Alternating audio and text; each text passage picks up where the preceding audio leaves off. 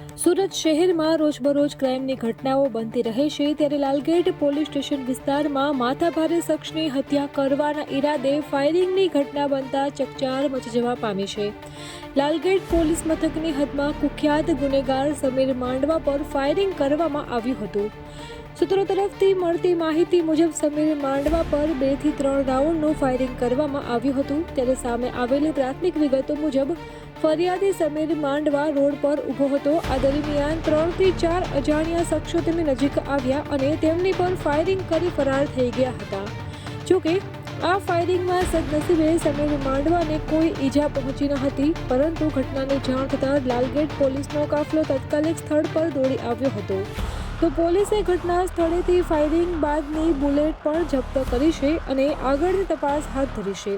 ઉલ્લેખનીય છે કે ફાયરિંગનો ભોગ બનેલ સમીર માંડવા કુખ્યાત ગુનાહિત ઇતિહાસ ધરાવે છે. તેની સામે લૂંટ, મારામારી જેવા અનેક ગુનાઓ દાખલ થયા છે.